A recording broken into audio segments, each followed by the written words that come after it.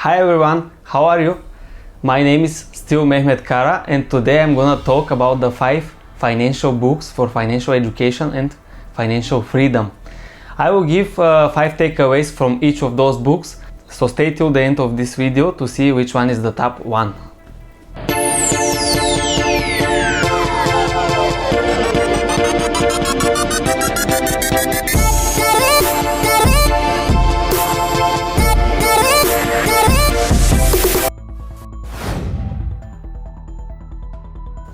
So I'm starting with book number 5. This is Robert Kiyosaki's Improve Your Financial IQ, Get Smarter with Your Money. I'm sorry for the Bulgarian edition, but I have read this book in Bulgarian. So what are the 5 takeaways from this book? On the first place, you have the financial IQ number 1, how to earn more money. Second place is how to protect your money, because as you know, or maybe you don't know it, you don't realize it, a biggest part of our earnings is going for taxes, and there are lots of legal ways to reduce your taxes, so that you can learn more from this in this book.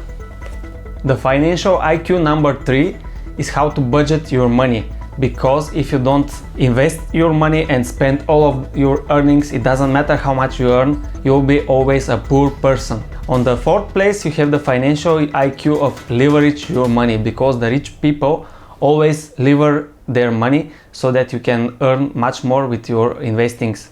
And the last IQ is actually the most important one, is how to get more financial information.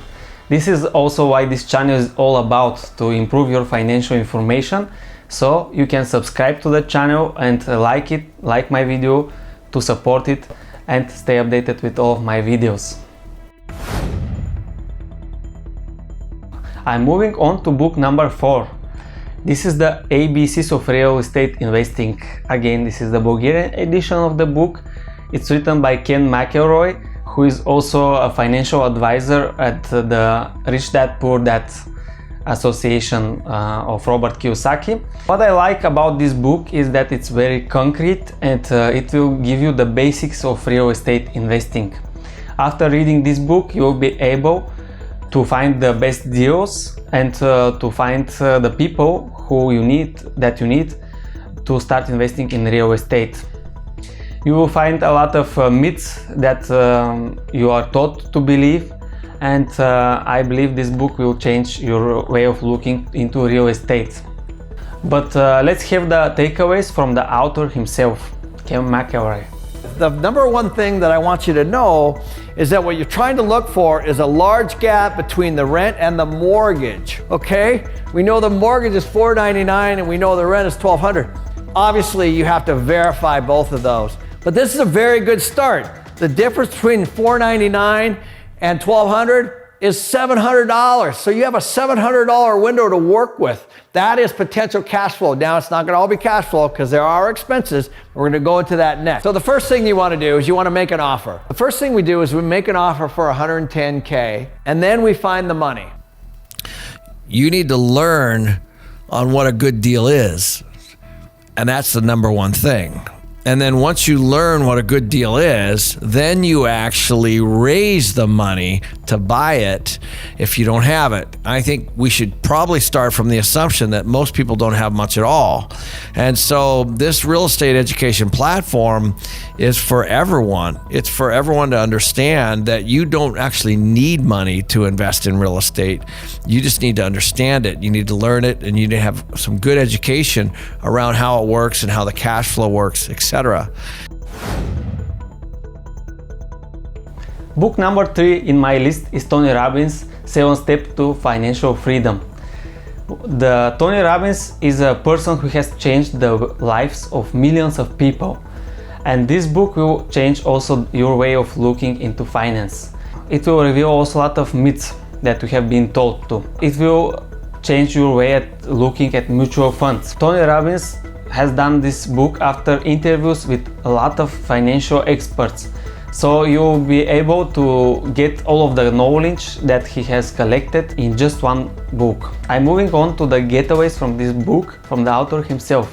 The very first step, there's 7 steps, but the first step is really simple. I don't care if you're young or old, you got to get in the game and become an investor, because if you're just a consumer, you're going to be broke. 1 out of 3 baby boomers has $1,000 saved for retirement. The average person is in bad shape for the future. How do you do it differently? I asked Warren Buffett what made him wealthy. He said, Tony, 3 things: living in America, which everybody has, good genes, and compound interest. What you want to do is tap into this. Now, people may have heard about this, but let me explain. There's a man named Theodore Johnson. Bet you never heard of his name. Not a famous man. He worked for UPS. He never made more than $14,000 in his entire life, and yet he retired with $70 million. Oh my goodness. And gave away $35 million while he was alive. Now, how do you do that? Everybody I talk to says, I have no money to invest. And I know they're right. I've been in that place myself. I get it. But here's what his friend told him. He said, if the government passed a tax, and it was a 20% tax on all above what you're already paying, you'd say it's impossible, I can't pay it, but you'd have to. He said, I'm going to make you wealthy. I'm going to take 20% and automate it. You're never going to see it. It's going to go on this investment account. And through compounding, it was worth $70 million when he retired. That's the power of compounding. You'll never get there by earning more. You'll only get there by making money your slave. Most of us are making a bad financial trade. We're trading money for time. You never get that time back. You want to get to trade money for money, and that's what I show you how to do in this book, even with the tiniest amount of money. In the financial area, what you don't know will hurt you. In fact, President Obama is trying to legislate this right now. In fact, the big difference is 96% of the people, 100% of the people who are in business usually have a 401k, and 80-90% of them, they put their money in mutual funds. 96% of all mutual funds fail to match the market over any 10-year period of time. That means only 4% succeed. What's your chance of finding that 4%? Well, if you go to play blackjack and you get 2 face cards worth 20 and your inner idiot says, hit me, I think I'll get an ace, you have an 8% chance of getting that. You got a 4% chance of getting mutual fund. So what I show you is what the best investors in the world have done, and they have a different way of investing. They call it asset allocation. They show you the simple approach to do this. The other thing you got to watch out is fees. The difference between 1% in fees and 3%, and most people have no idea what they're being charged in fees, could be the difference of 50% of your money be going to somebody else's pocket for the same exact investments, 1 to 3. So I show people how to figure out what your fees really are in a matter of seconds. You can go online and figure it out, and then how to change your investments so you're not giving away half of your accumulation to someone else for nothing. The book number 2 is an absolute must read. This is The Principles by Ray Dalio. Again, I'm holding the Bulgarian edition of this book, but you can find all of those books that I'm mentioning in the description below with the English versions of them in the links. The 5 takeaways that I have from this book: on the first place, you should create principles and systemize your decision making. You should also keep evaluating your principles against the reality and updating them according to the empiric data that you gather. The second takeaway is the 5-step process to ultimate success. So this 5-step process will guide you to success and to get everything of life that you want. On the first place, you have to have clear goals. The second step is identifying and don't tolerating problems that come around when achieving those goals. The third step is to find the root of every problem. Accurate diagnosis of the problems until you get to the roots. The fourth step is to design plans to get around the problems. There are many ways to get around those problems, and you will find them when reading this book. And the fifth step is to push through until you get to the results.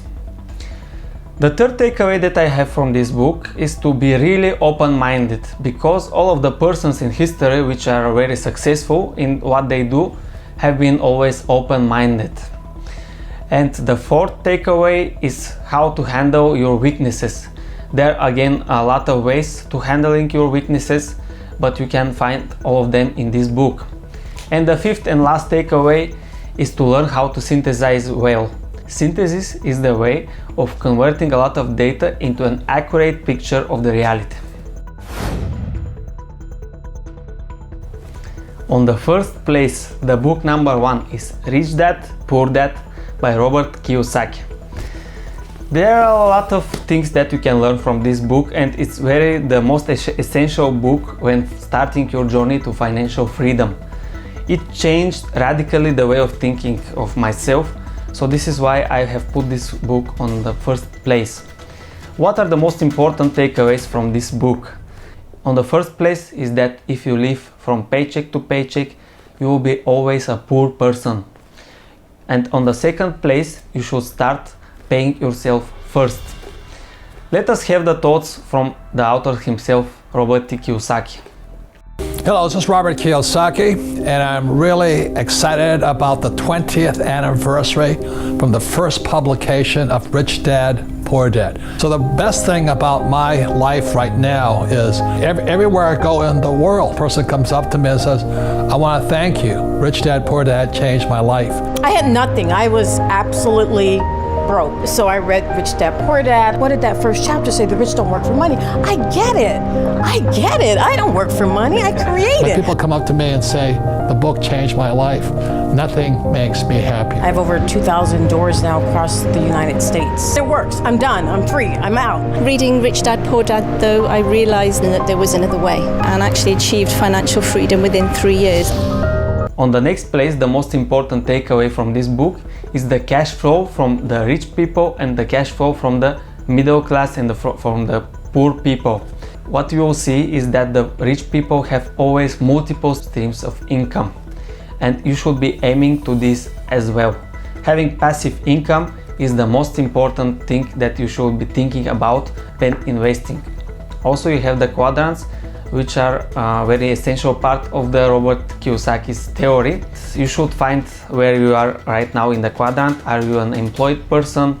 Are you working for yourself? Are you an investor or a business owner? And every one of us should be aiming to get investor. Thank you very much for watching this video.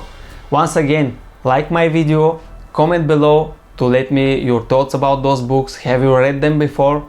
Is there anything that you want to learn more about those books? And see you again with my next video.